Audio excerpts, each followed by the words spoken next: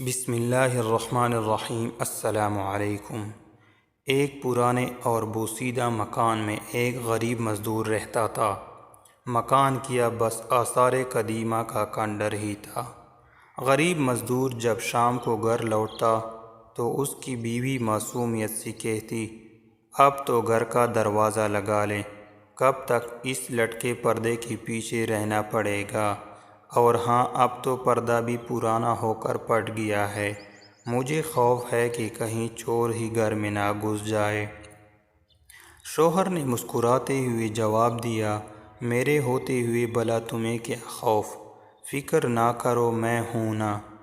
غرض کئی سال اسی طرح کے بحث مباحثے میں گزر گئے۔ ایک دن بیوی نے انتہائی اصرار کیا کہ گھر کا دروازہ لگا دو۔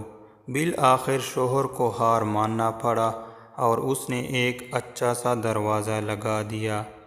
اب بیوی کا خوف کم ہوا اور شوہر کے مزدوری پر جانے کے بعد گھر میں خود کو محفوظ تصور کرنے لگی۔ ابھی کچھ سال گزرے تھے کہ اچانک شوہر کا انتقال ہو گیا اور گھر کا چراغ بجھ گیا۔ عورت گھر کا دروازہ بند کیے پورا دن کمرے میں بیٹھی رہتی۔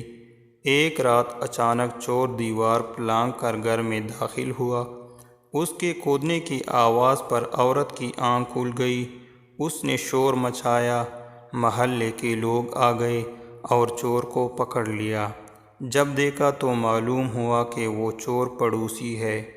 اس وقت عورت کو احساس ہوا کہ چور کے آنے میں اصل رکاوٹ دروازہ نہیں، میرا شوہر تھا۔ اس چوکھٹ سے زیادہ مضبوط وہ چوکھٹ شوہر تھی۔ شوہر میں لاکھ عیب ہو لیکن حقیقت بھی ہے کہ مضبوط چوکھٹ شوہر ہی ہے۔